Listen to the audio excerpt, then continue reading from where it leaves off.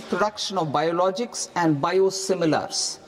The strategy will include a biopharma-focused network with 3 new national institutes of pharmaceutical education and research, popularly known as NIPERs, and upgrading 7 existing ones. It will also create a network of 1,000 accredited India clinical trials sites. We propose to strengthen the Central Drug Standard Control Organization to meet global standards and approve timeframes through approval timeframes through a dedicated scientific review cadre and specialists. India's Semiconductor Mission 1.0 expanded India's semiconductor sector capabilities. Building on this, we will launch ISM 2.0 to produce equipment and materials, design full-stack Indian IP, and fortify supply chains. We will also focus on industry-led research and training centers to develop technology and skilled workforce. The Electronics Components Manufacturing Scheme, launched in April 2025 with an outlay of 22,919 crores, already has investment commitments at double the targets.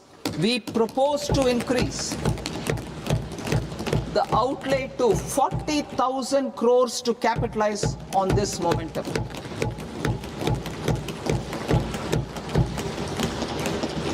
A scheme for rare earth permanent magnets was launched in 2025 November.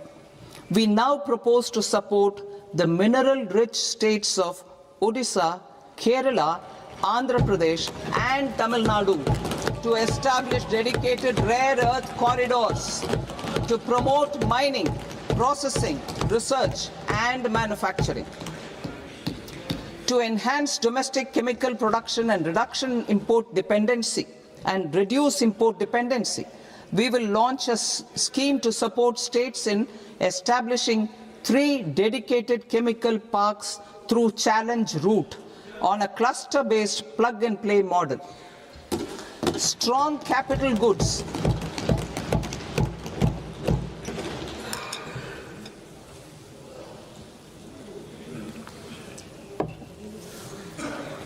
Strong capital goods capability is a determinant of productivity and quality across different sectors.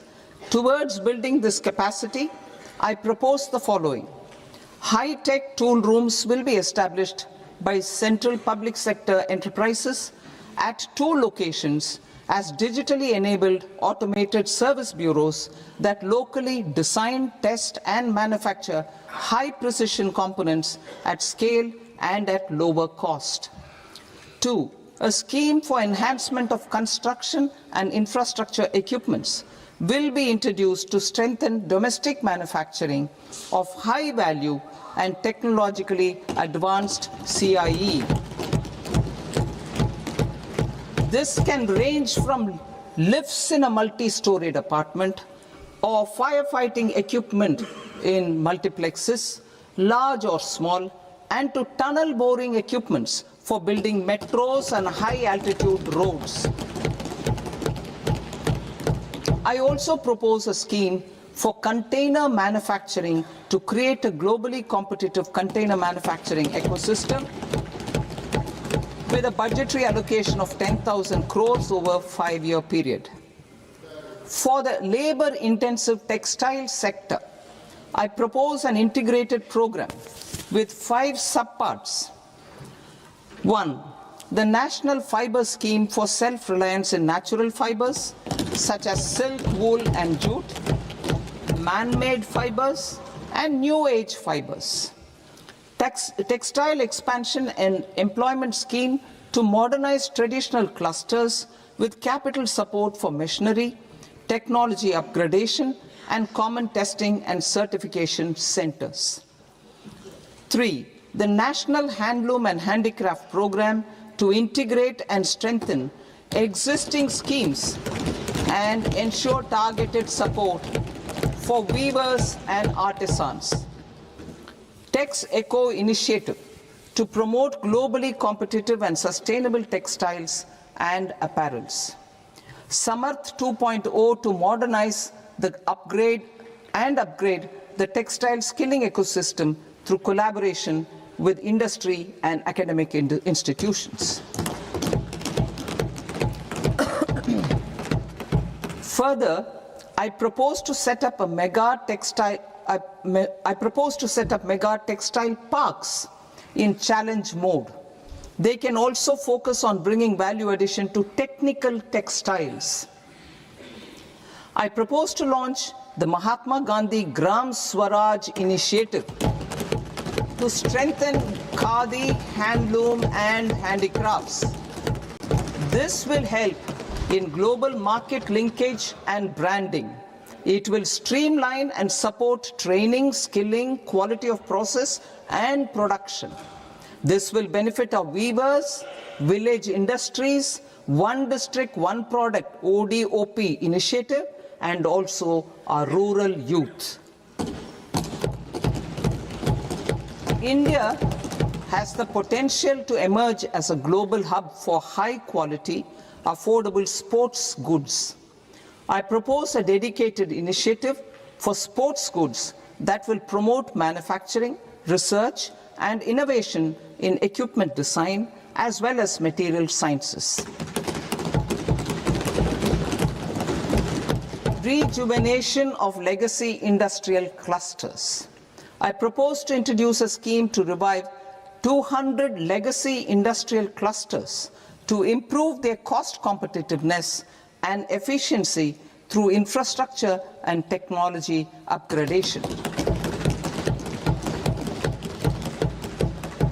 Creating champion SMEs and supporting micro enterprises. Recognizing MSMEs as a vital engine of growth, I propose a three-pronged approach to help them grow as champions. Equity support. I propose to introduce a dedicated 10,000 crores SME growth fund to create future champions, incentivizing enterprises based on select criteria. I also propose to top up the Self-Reliant India Fund set up in 2021 with 2,000 crores to continue support to micro enterprises and maintain their access to risk capital. Liquidity support. With TREDS, more than 7 lakh crore has been made available to MSMEs.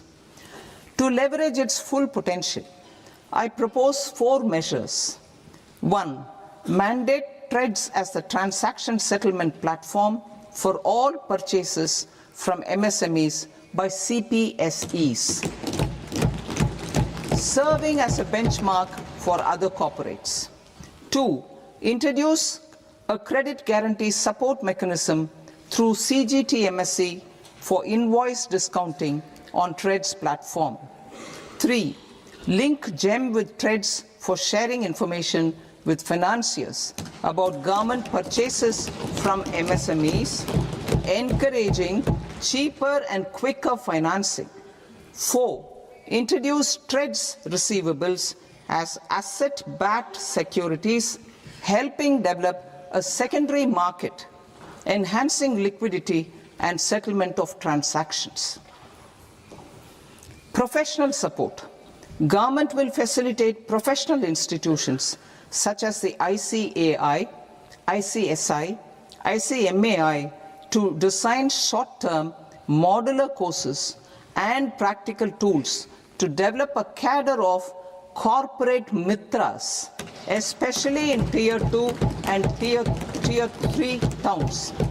These accredited para-professionals will help MSMEs meet compliance requirements at affordable costs. Infrastructure. During this past decade, our government has undertaken several initiatives for large-scale enhancement of public infrastructure, including through new financing instruments such as Infrastructure Investment Trust (InvITs) and Real Estate Investment Trust (REITs), and institutions like NIIF and NABFID. We shall continue to focus on developing infrastructure in cities with over 5 lakh population, that is Tier 2, Tier 3 cities, which have expanded to become growth centers. Public capital expenditure has increased manifold from 2 lakh crore in 2014-15 to an allocation of 11.2 lakh crore in BE 25-26. In this coming year, that is financial year 2026-27, I propose to increase it to 12.2 lakh crores to continue the momentum. To strengthen the confidence of private developers regarding risks during infrastructure development and construction phase, I propose to set up an infrastructure risk guarantee fund to provide prudentially calibrated partial credit guarantee to lenders. Over the years, RITES have emerged as a successful instrument for asset monetization. I propose to accelerate recycling of significant real estate assets of the CPSEs through the setting up of dedicated RITES. To promote environmentally sustainable movement of cargo, I propose to 1. Establish new dedicated freight corridors connecting Dankuni in the east to Surat in the west. Operationalize 20 new national waterways over the next 5 years. Starting with National Waterways 5 in Orissa to connect mineral-rich areas of Talcher and Angul and industrial centers like Kalinga Nagar to the ports of Paradeep and Dhamra. Training institutes will be set up as regional centers of excellence for development of required manpower for these waterways. This will benefit youth in the entire stretch of the waterways to train and acquire skills. Further, a ship repair ecosystem catering to inland waterways will also be set up at Varanasi and Patna. And C, launch a coastal cargo promotion scheme for incentivizing a modal shift from rail to road to increase the share of inland waterways and coastal shipping from 6% to 12% by 2047. To enhance last mile and remote connectivity and promote tourism, I propose to give incentives to indigenize manufacturing of seaplanes. A seaplane VGF scheme will be also introduced to provide support for operations. Carbon capture, utilization and storage. Aligning with the roadmap launched in December 2025, the carbon capture, utilization and storage technologies at scale will achieve higher readiness and in end-use application across 5 industrial sectors, including power, steel, cement, refineries, and chemicals. An outlay of 20,000 crore is proposed over the next 5 years for this purpose. City economic regions. Cities are India's engines of growth, innovation, and opportunities.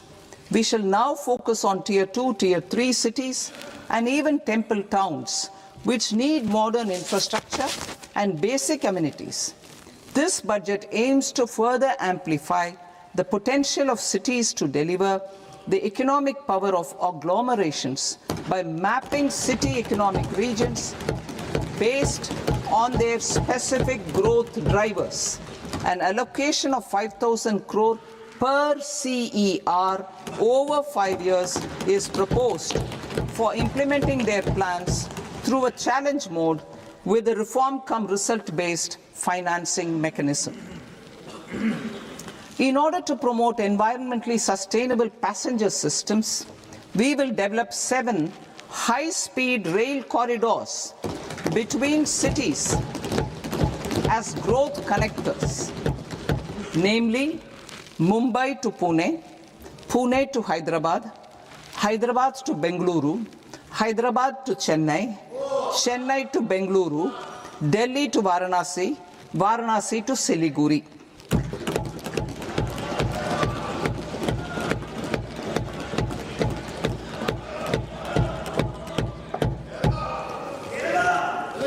Financial sector.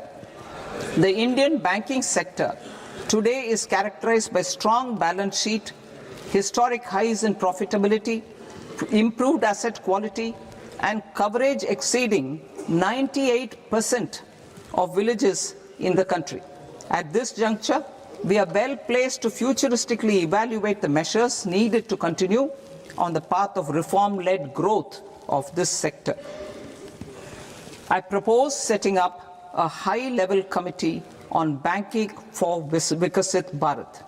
High-level committee on banking for Vikasit Bharat to comprehensively review the sector and align it with India's next phase of growth, while safeguarding financial stability, inclusion, and consumer protection. The vision for NBFCs for Vikasit Bharat has been outlined with clear targets for credit disbursement and technology adoption in order to achieve scale and improve efficiency in the public sector NBFCs. As a first step, it is proposed to restructure the Power Finance Corporation and Rural Electrification Corporation. I propose a comprehensive review of the foreign exchange management non-debt instruments rules to create a more contemporary, user-friendly framework for foreign investments consistent with India's evolving economic priorities. Corporate bond market. I propose to introduce a market-making framework with suitable access to funds and derivatives on corporate bond indices. I also propose to introduce total return swaps on corporate bonds. Municipal bonds. To encourage the issuance of municipal bonds of higher value by larger cities, I propose an incentive of 100 crore rupees for a single bond issuance. 100 crore rupees for a single bond issuance of more than 1,000 crore. The current scheme under Amrit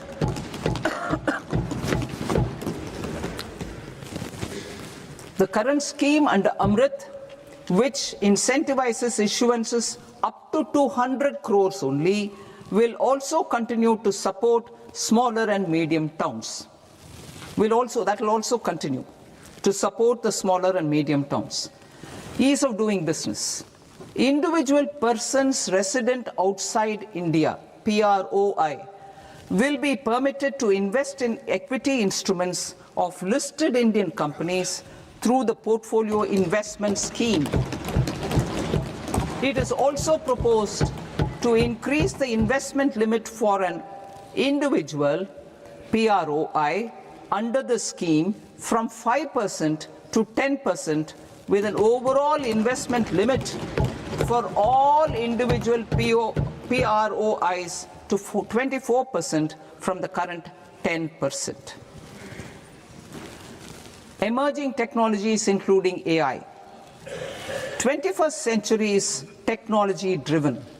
Adoption of technology is for the benefit of all people. Farmers in the field, women in STEM, youth keen to upskill, and Divyangjan to access newer opportunities. The government has taken several steps to support new technologies through AI Mission, National Quantum Mission, Anusandhan National Research Fund, and Research and Development and Innovation Fund. Our second kartavya is to fulfill aspirations and build capacities. Close to 25 crore individuals have come out of multi-dimensional poverty through a decade of our government's sustained and reform-oriented efforts.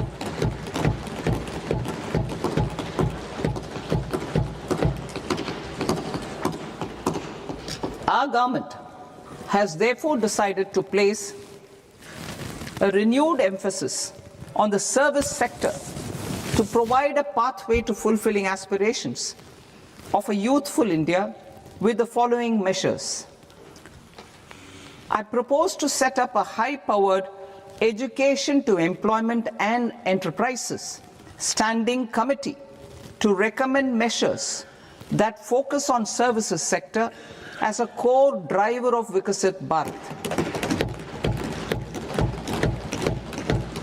This will make us a global leader in services with a 10% global share by 2047. The committee will prioritize areas to optimize the potential for growth, employment, and exports. They will also assess the impact of emerging technologies, including AI, on jobs and skill requirements and propose measures thereof. To create a range of skilled career pathways, a new range of skilled career pathways for our youth, I propose interventions in the following sectors. Health. Existing institutions for allied health professionals will be upgraded and new AHP institutions established in private and government sectors. This will cover 10 selected disciplines, including optometry, radiology, anesthesia, OT technology, applied psychology and behavioral health, and add 1 lakh AHPs over the next 5 years. A strong care system covering geriatric and allied care services will be built. A variety of NSQF-aligned programs will be developed to train multi-skilled caregivers, combining core care and allied skills such as wellness, yoga, and operation of medical assistive devices. In the coming year, 1.5 lakh caregivers will be trained.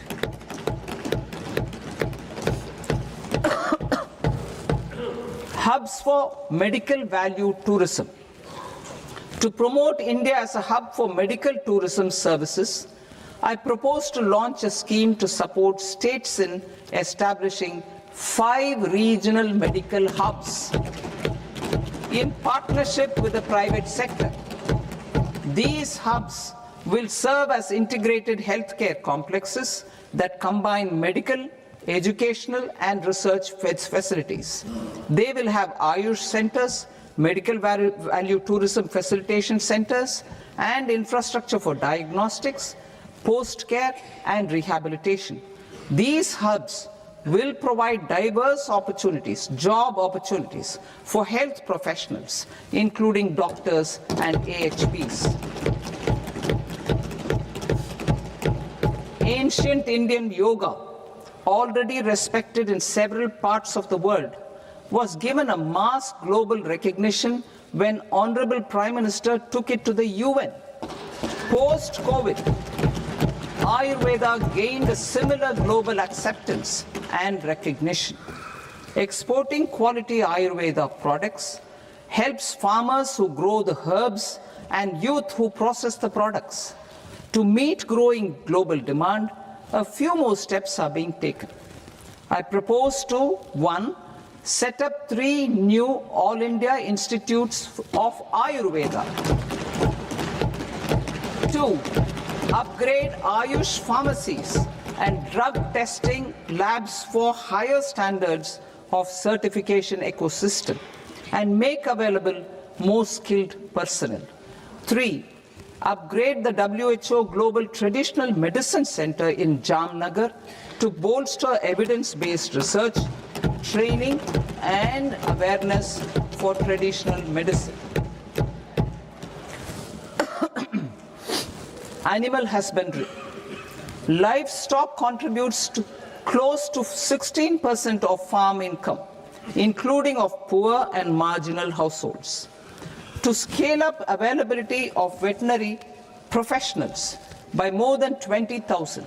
I propose to roll out a loan-linked capital subsidy support scheme for establishment of veterinary and para-veterinary colleges, veterinary hospitals, diagnostic laboratories, and breeding facilities in private sector.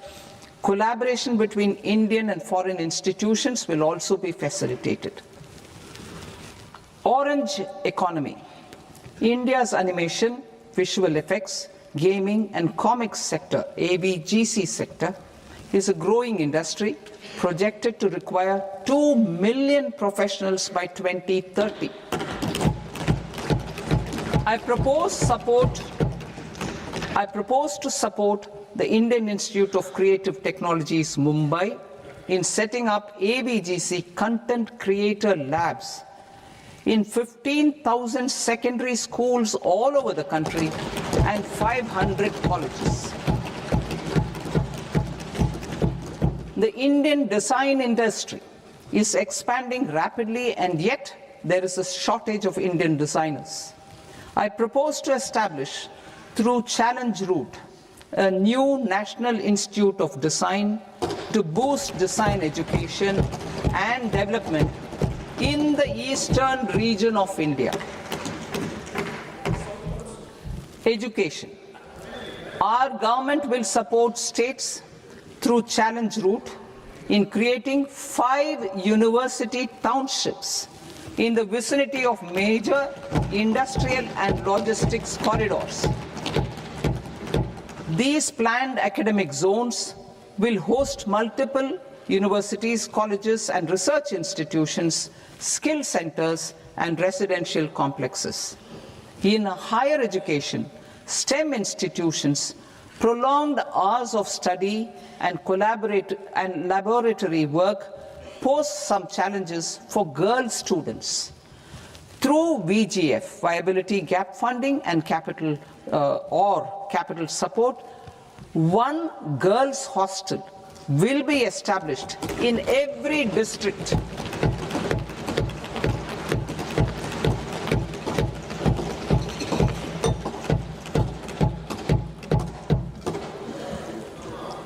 To promote astrophysics and astronomy via immersive experiences.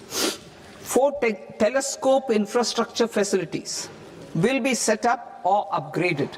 The National Large Solar Telescope, the National Large Optical Infrared Telescope, the Himalayan Chandra Telescope, and the Cosmos 2 Planetarium. Tourism. The tourism sector has the potential to play a large role in the employment generation, forex earnings, and expanding the local economy. I propose to set up a National Institute of Hospitality by upgrading the existing National Council for Hotel Management and Catering Technology. It will function as a bridge between academia, industry, and government. I also propose a pilot scheme for upskilling 10,000 guides in 20 iconic tourist sites through a standardized, high-quality, 12-week training course in hybrid mode in collaboration with the Indian Institute of Management. A national destination digital knowledge grid will be established to digitally document all places of significance, cultural, spiritual, and heritage. This initiative will create a new ecosystem of jobs for local researchers, historians, content creators, and technology partners. India has the potential and opportunity to offer world-class trekking and hiking experience. We will develop ecologically sustainable mountain trails in Himachal Pradesh, Uttarakhand, and Jammu Kashmir. Also in Araku Valley in the Eastern Ghats and Podigai Malai in the Western Ghats. Turtle trails along key nesting sites in the coastal areas of Odisha, Karnataka and Kerala. And 3, bird watching trails along the Pulikat Lake in Andhra Pradesh, Tamil Nadu. It's on the border. Under the visionary leadership of Honorable Prime Minister, we established the International Big Cat Alliance in 2024. This year, India is hosting the first ever Global Big Cat Summit, where heads of governments and ministers from 95 range countries will deliberate on collective strategies for conservation. Heritage and culture tourism. I propose to develop 15 archaeological sites, including Lothal, Dolavira, Rakhi Gadi, Adichanallur, Saranath, Hastinapur, and Leh Palace into vibrant experiential cultural destinations. Excavated landscapes will be open to the public through curated walkways. Immersive storytelling skills and technologies will be introduced to help conservation labs, interpretation centers, and guides. The sports sector provides multiple means of employment, skilling, and job opportunities. Taking forward the systematic nurturing of sports talent, which is set in motion through the Khelo India program earlier, I propose to launch a Khelo India mission to transform the sports sector over the next decade. The mission will facilitate an integrated talent development pathway supported by training centers, which are foundational, intermediate, and elite levels. B, systematic development of coaches and support staff. C, integration of sports science and technology. D, competitions and leagues to promote sports culture and provide platforms. And E, development of sports infrastructure for training and competition. Our third Kartavya aligns with our vision of Sabka Saath, Sabka Vikas towards Vikasit Bharat. This requires targeted efforts for 1, increasing farmer incomes through productivity enhancement and entrepreneurship, with special attention to small and marginal farmers. B, empowering Divyangjan through access to livelihood opportunities, training, and high-quality assistive devices. C, empowering the vulnerable to access mental health and trauma care. D, focus on the Purvodaya states and the Northeast region to accelerate development and employment opportunities. Fisheries. We will undertake initiatives for integrated development of 500 reservoirs and Amrit Sarovars. 2, strengthen the fisheries value chain in coastal areas and enable market linkages involving startups and women-led groups together with fish farmer producer organizations. Animal husbandry. To provide quality employment opportunities in rural and peri-urban areas, we will support the animal husbandry sector in entrepreneurship development through A, credit-linked subsidy program, B, scaling up and modernization of livestock enterprises, C, enhanced creation of livestock, dairy, and poultry enhanced creation of livestock, dairy, and poultry-focused integrated value chains, and D, encourage creation of livestock farmer-producer organizations. High-value agriculture. To diversify farm outputs, increase productivity, enhance farmers' incomes, and create new employment opportunities, we will support high-value crops such as coconut, sandalwood, cocoa, cashew in the coastal areas, agar trees in Northeast and nuts such as almonds, walnuts, and pine nuts in our hilly regions. These, all of them, will be supported. India is the world's largest producer of coconuts. About 30 million people, including nearly 10 million farmers, depend on coconuts for their livelihood.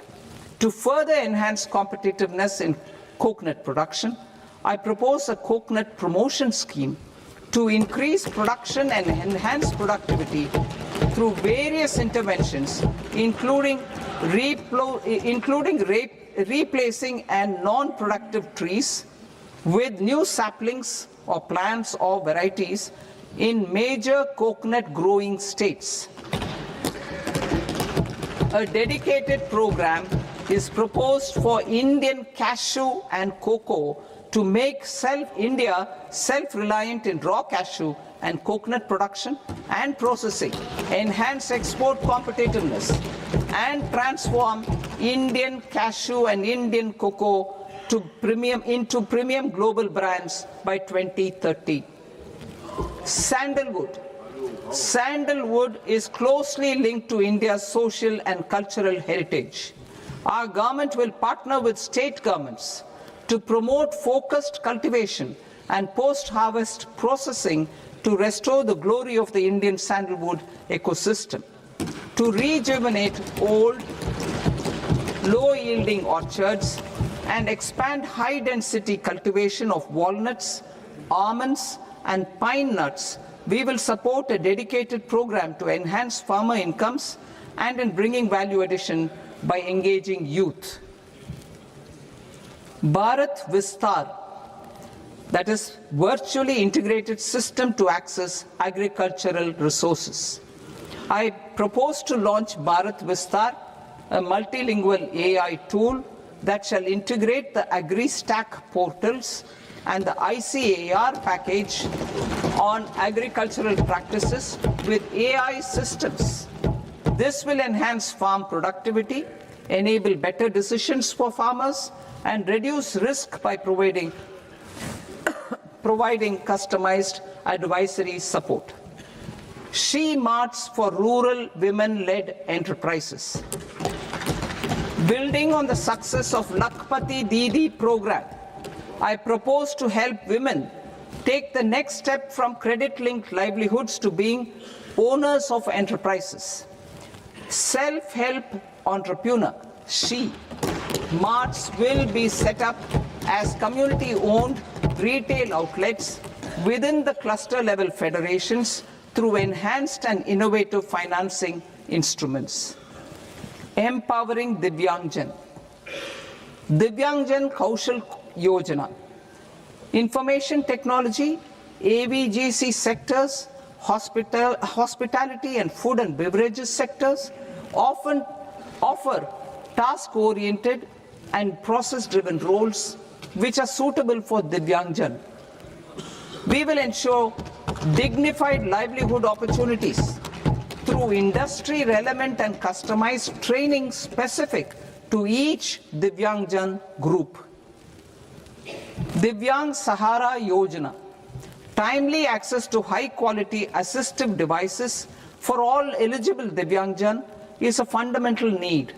I propose to 1. Support the Artificial Limbs Manufacturing Corporation of India, ALIMCO, to set up and to scale up production of assistive devices, invest in R&D and AI integration, strengthen PM Divyasha Kendras, and support setting up of assistive technology marts as modern retail style centers where Divyangjan and senior citizens can see, try and purchase assistive products.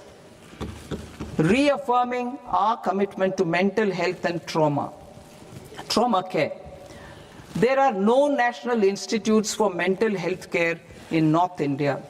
We will therefore set up a NIMHANS 2 and also upgrade national mental health institutes in Ranchi and in Tezpur as regional apex institutions.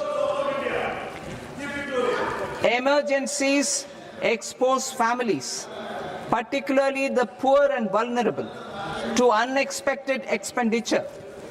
We will strengthen and increase these capacities by 50% in district hospitals by establishing emergency and trauma care centers. Focus on Purvodaya states and northeastern regions. Purvodaya, I propose the development of an integrated East Coast industrial corridor with a well-connected node at Durgapur, creation of 5 tourism destinations in 5 Purvodaya states, and the provision of 4,000 e-buses. Buddhist sites in northeastern region. The northeastern region is a civilizational confluence of Theravada and Mahayana or Vajrayana traditions. I propose to launch a scheme for development of Buddhist circuits in Arunachal Pradesh, Sikkim, Assam, Manipur, Mizoram, and Tripura. The scheme will cover preservation of temples and monasteries, pilgrimage interpretation centers, connectivity, and pilgrim amenities. 16th Finance Commission. On 17th November 2025, the 16th Finance Commission submitted its report to the President. As mandated under Article 281 of the Constitution, the government is to lay the report along with the explanatory memorandum on the action taken report on the recommendations of the Commission in Parliament, which, Sir, Honourable Speaker, you've allowed me to do at the commencement of this session. The government has accepted the recommendation of the Commission to retain the vertical share of devolution at 41%. As recommended by the Commission, I have provided 1.4 lakh crores of rupees to the states for the year 2026-2027 as Finance Commission grants. These include rural and urban local body and disaster management grants.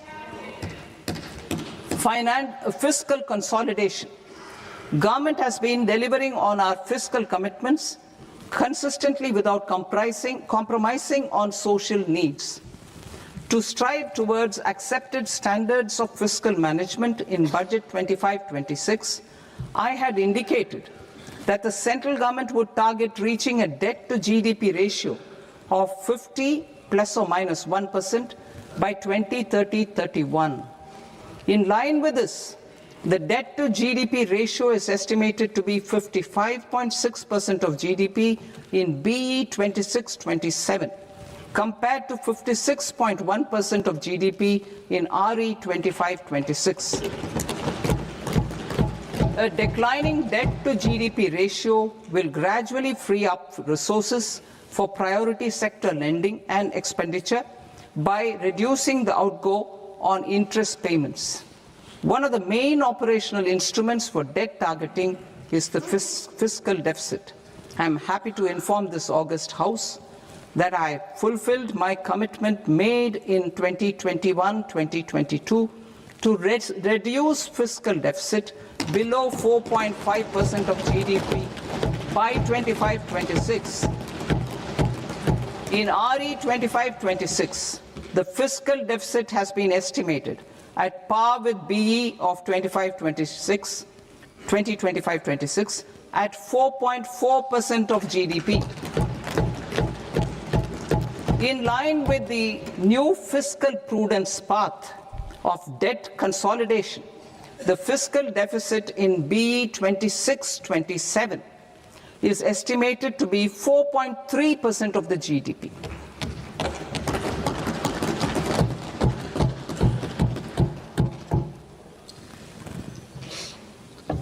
The revised estimates of the non-debt receipts are 34 lakh crore rupees, of which the centre's net tax receipts are 26.7 lakh crore.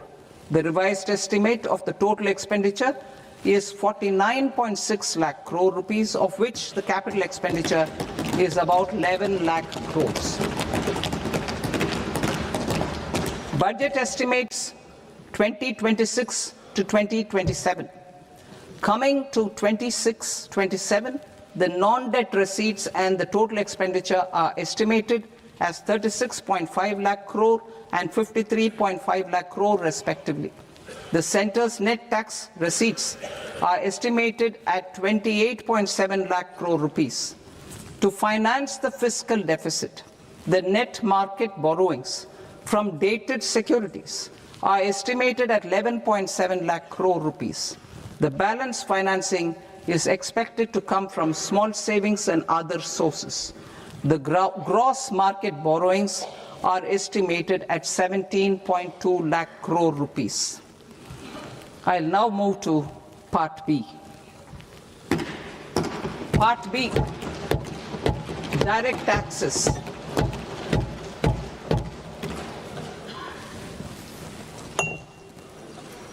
Honorable Speaker, sir, I now present my proposals on direct taxes. New Income Tax Act. In July 2024, I announced a comprehensive review of the Income Tax Act 1961. This was completed in a record time, and the Income Tax Act 2025 will come into effect from 1st April 2026. The simplified income tax rules and forms will be notified shortly, giving adequate time to taxpayers to acquaint themselves with its requirements. The forms have been redesigned such that ordinary citizens can comply without difficulty. Ease of living. I propose that any interest awarded by the Motor Accident Claims Tribunal to a natural person will be exempt from income tax, and any TDS on this account will be done away with.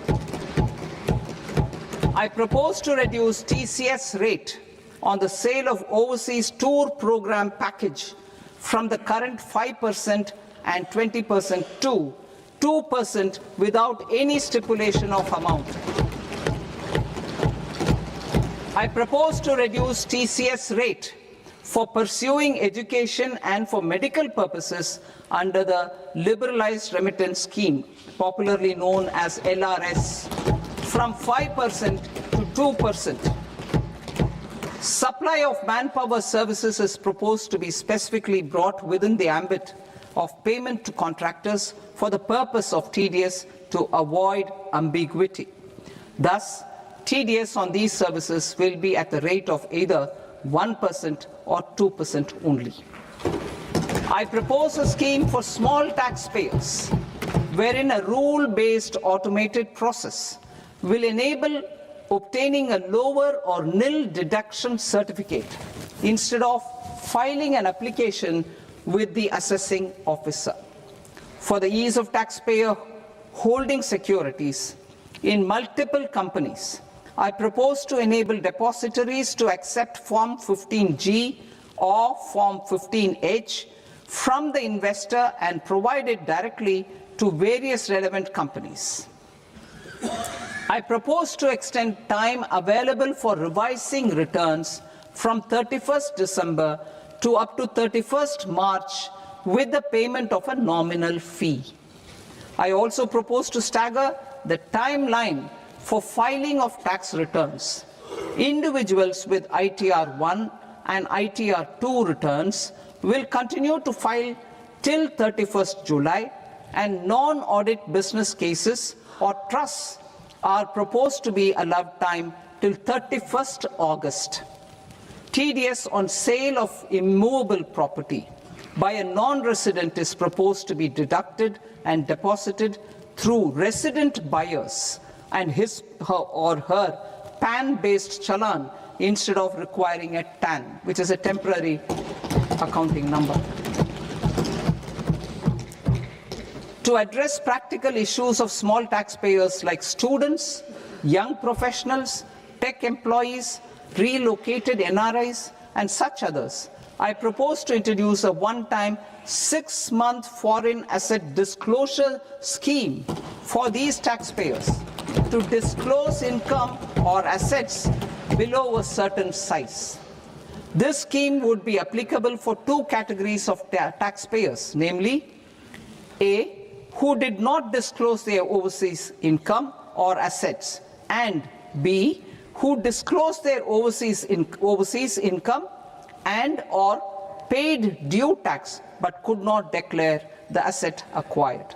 For category A, the limit of undisclosed income or asset is proposed to be up to 1 crore rupees. They need to pay 30% of fair market value of asset or 30% of undisclosed income as tax and 30% as additional income tax in lieu of penalty and would thereby get immunity from prosecution. For category B, asset value is proposed to be up to 5 crore rupees. Here, immunity from both penalty and prosecution will be available with a payment of fee of 1 lakh rupees. Rationalizing penalty and prosecution. Multiplicity of proceedings are hindrance to the ease of doing business. I propose to integrate assessment and penalty proceedings by way of a common order for both. There will be no interest liability on the taxpayer on the penalty amount for the period of appeal before the first appellate authority, irrespective of the outcome of appeal process. Further, quantum of prepayment is being reduced from 20% to 10% and will continue to be calculated only on core tax demand. As an additional measure for reducing litigation, I propose to allow taxpayers to update their returns even after reassessment proceedings have been initiated and an additional 10% tax rate over and above the rate applicable for the relevant year. The assessing officer will then use only this updated return in his proceedings. There is already a framework for immunity from penalty and prosecution in the cases of underreporting. I propose to apply this framework for immunity to misreporting too. However, in such a case, the taxpayer will need to pay 100% of the tax amount as an additional income tax over and above the tax and interest due. Penalties for certain technical defaults, such as failure to get accounts audited, non-furnishing of transfer pricing audit report, and default in furnishing statement for financial transactions are proposed to be converted into fee.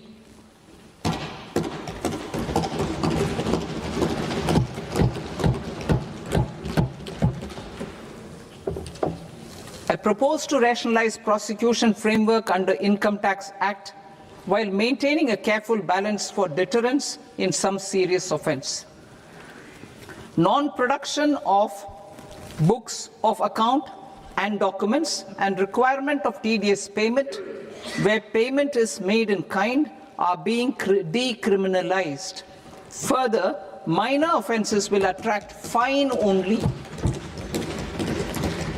The remaining prosecutions will be graded commensurate with the quantum of offence. They will entail only simple imprisonment with maximum imprisonment reduced to 2 years and power to courts to convert even those into fines. There is no penalty. There is no penalty presently for non-disclosure of non-immovable foreign assets with aggregate value less than 20 lakh rupees. I propose to also provide them with immunity from prosecution with retrospective effect from 1/10/2024.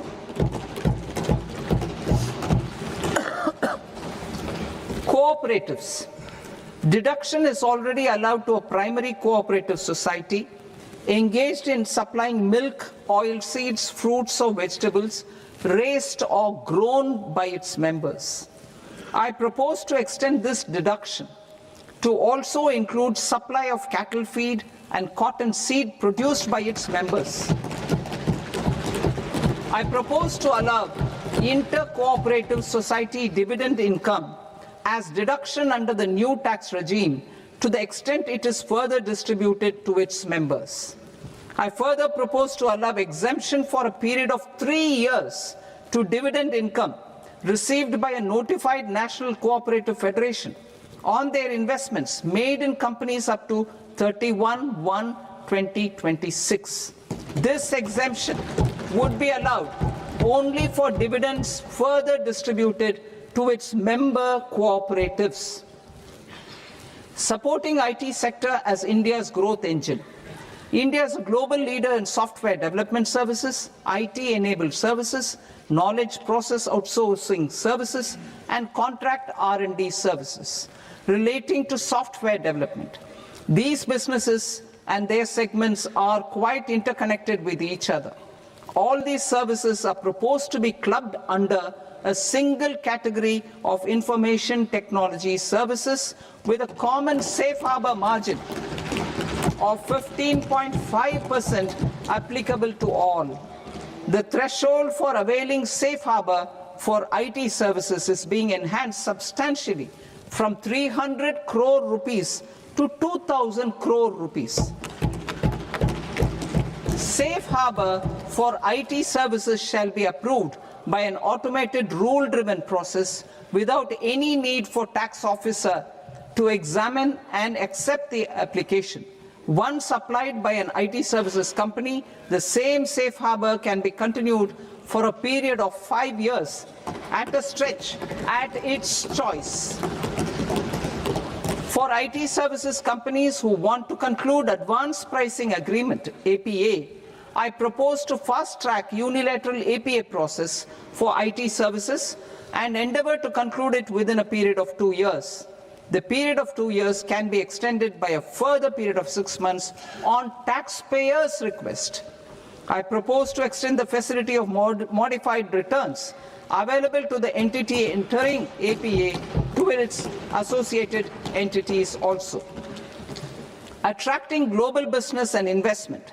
Recognizing the need to enable critical infrastructure and boost investment in data centers, I propose to provide tax holiday till 2047 to any foreign company that provides cloud services to customers globally by using data center services from India. It will, however, need to provide services to Indian customers through an Indian reseller entity. I also propose to provide a safe harbor of 15% on cost in case the company providing data center services from India is a related entity. To harness the efficiency of just-in-time logistics for electronic manufacturing, I propose to provide safe harbor to non-residents for component warehousing in a bonded warehouse at a profit margin of 2% of the invoice value. The resultant tax of about 0.7% will be much lower than in competing jurisdictions. To provide fillip to toll manufacturing in India, I propose to provide exemption from income tax for 5 years to any non-resident who provides capital goods, equipment, or tooling to any toll manufacturer in a bonded zone. To encourage vast pool of global talent to work in India for a longer period of time, I propose to provide exemption to global, non-India sourced income of a non-resident expert for a stay period of 5 years under notified schemes. I propose to provide exemption from minimum alternate tax, the MAT, to all non-residents who pay tax on presumptive basis. Tax administration. I propose to constitute a joint committee of Ministry of Corporate Affairs and Central Board of Direct Taxes for incorporating the requirements of income computation and disclosure standards, the ICDS, in the Indian Accounting Standards Ind AS itself. Separate accounting requirement based on ICDS will be done away with from the tax year 27-28. To support Prime Minister Modi's vision of homegrown accounting and advisory firms to become global leaders, I propose to rationalize the definition of accountant for the purposes of safe harbor rules. Other tax proposals. Change in taxation of buyback was brought in to address the improper use of buyback route by promoters. In the interest of minority shareholders, I propose to tax buyback for all types of shareholders as capital gains. However, to disincentivize misuse of tax arbitrage, promoters will pay an additional buyback tax. This will make effective tax 22% for corporate promoters. For non-corporate promoters, the effective tax will be 30%. TCS rate for sellers of specific goods, namely alcoholic liquor, scrap, and minerals, will be rationalized to 2%, and that on tendu leaves will be reduced from 5% to 2%. I propose to raise the STT on futures to 0.05% from the present 0.02%. STT on options premium and exercise of options are both proposed to be raised to 0.15% from the present rate of 0.1% and 0.125% respectively. We reformed the taxation landscape for corporates in 2019 by providing them a simplified regime with lower tax rate so that they could productively focus on business rather than on claim of deductions and exemptions. To encourage companies to shift to the new regime, set-off of brought forward MAT credit, minimum alternate tax credit, is proposed to be allowed to companies only in the new regime. Set-off using available MAT credit is proposed to be allowed to an extent of 1/4 of the tax liability in the new regime. MAT is proposed to be made final tax, so there will be no further credit accumulation from 1st April 2026. In line with this change, the rate of final tax is being reduced to 14% from the current MAT rate of 15%. The brought forward MAT credit of taxpayers accumulated till 30th March 2026 will continue to be available to them for set-off as above. Indirect taxes. I shall now take up proposals related to indirect taxes. My proposals for customs and central excise aim to further simplify the tariff structure, support domestic manufacturing, promote export competitiveness, and correct inversion in duty. To continue weeding out long continuing customs duty exemptions, I propose to remove certain exemptions on items which are being manufactured in India or where the imports are negligible. Similarly, to further simplify the process of ascertaining the rate of duty applicable on a particular item, I propose to incorporate certain effective rates in various customs notifications to the tariff schedule itself. I shall now take up sector-specific proposals. Promotion of exports of marine, leather, and textile products. I propose to increase the limit for duty-free imports of specified inputs used for processing seafoods for export from the current 1% to 3% of FOB value of the previous year's export turnover. I also propose to allow duty-free imports of specified inputs, which is currently available for exports of leather or synthetic footwear, to exports of shoe uppers as well. I propose to extend the time period for export of final product from the existing 6 months to 1 year for exporters of leather or textile garments, leather or synthetic footwear, and other leather products. Energy transition and security. I propose to extend the basic customs duty exemption given to capital goods used for manufacturing lithium-ion cells for batteries to those used for manufacturing lithium-ion cells for battery energy storage systems also. I propose to exempt basic customs duty on import of sodium antimonate for use in manufacture of solar glass. Nuclear power.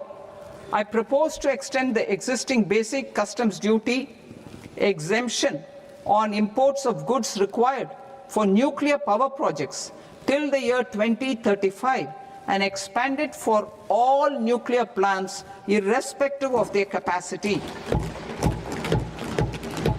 Critical minerals. It is proposed to provide basic customs duty exemption to the import of capital goods required for the processing of critical minerals in India. Biogas blended CNG. I propose to exclude the entire value of biogas while calculating the central excise duty payable on biogas blended CNG. Civil and defense aviation. I propose to exempt basic customs duty on components and parts required for the manufacture of civilian training and other aircrafts. It is proposed to exempt basic customs duty on raw materials imported for the manufacture of parts of aircraft to be used in maintenance, repair, or overall requirements by units in the defense sector. Electronics. To deepen value addition in the consumer electronics sector, I propose to exempt basic customs duty on specified parts used in the manufacture of microwave ovens. Special economic zone.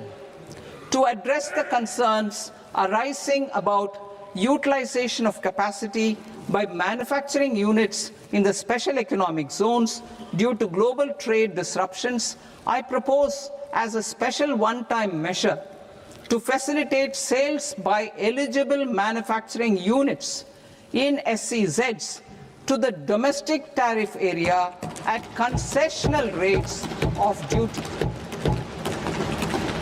The quantity of such sales will be limited to a prescribed proportion of their exports. Necessary regulatory changes will be undertaken to operationalize the measures while ensuring level playing field for the units working in the DTA. Ease of living. To rationalize the customs duty structure for goods imported for personal use, I propose to reduce the tariff rate on all dutiable goods imported for personal use from 20% to 10%. To provide relief to patients, particularly those suffering from cancer, I propose to exempt basic customs duty on 17 drugs or medicines. I propose also to add 7 more rare diseases for the purposes of exempting import duties on personal imports of drugs, medicines, and food for special medical purposes used in their treatment. Customs process. India's role and share in the global trade is poised for a major leap in line with our ambition and journey towards Vikasit Bharat. In this regard, I propose many measures for custom processes to have minimal intervention for smoother and faster movement of goods and greater certainty to the trade. Trust-based systems. I propose to enhance duty deferral period for Tier 2 and Tier 3 authorized economic operators, known as AEOs, from 15 days to 30 days. I propose to provide eligible manufacturer importers the same duty deferral facility.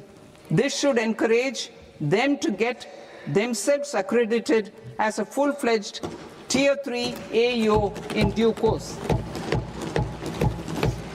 To provide greater certainty and for better business planning, I propose to extend validity period of advance ruling binding on customs from the present 3 years to 5 years. In the spirit of the whole of government approach,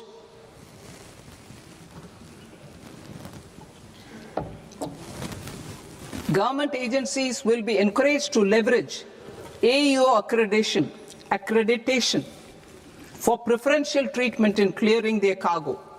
Regular importers with trusted long-standing supply chains will be recognized in the risk system so that the need for verification of their cargo every time can be minimized.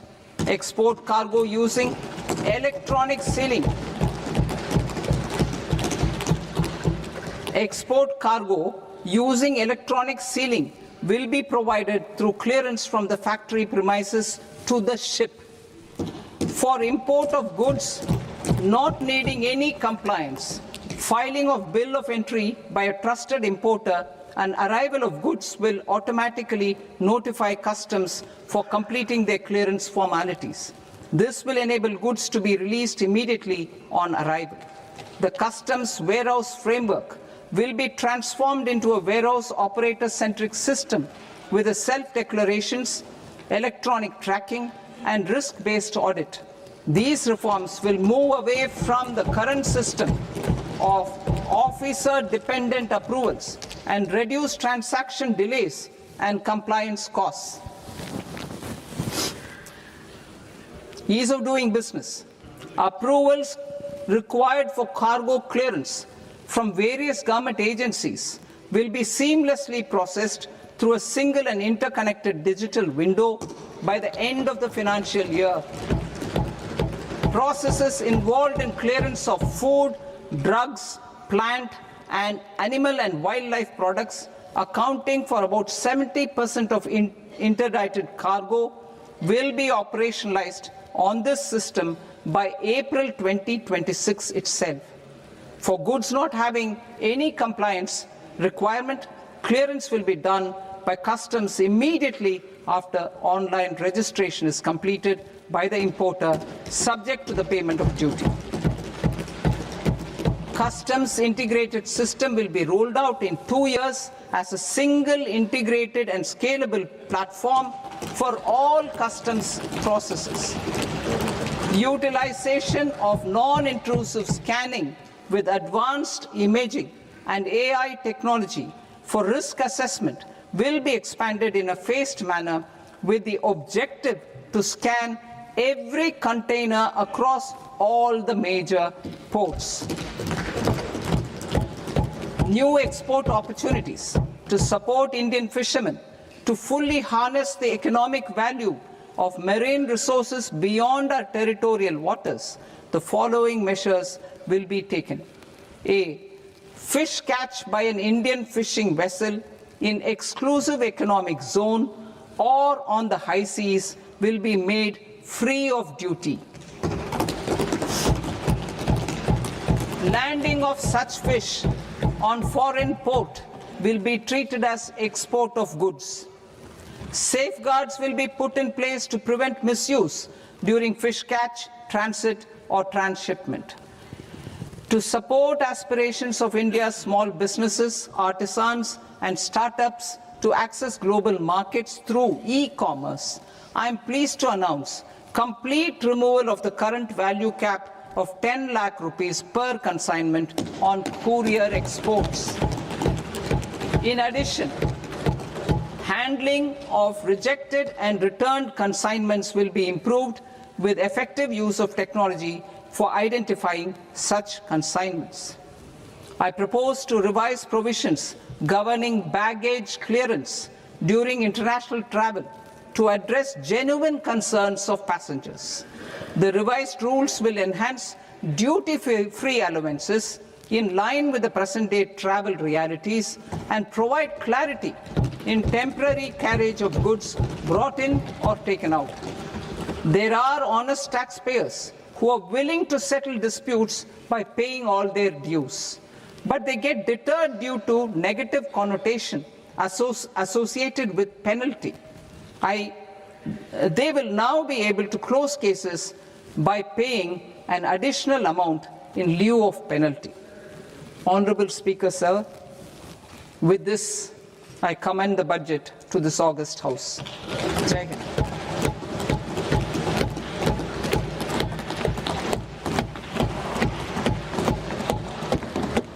One and a half hours. Item number 3 माननीय वित्त मंत्री जी।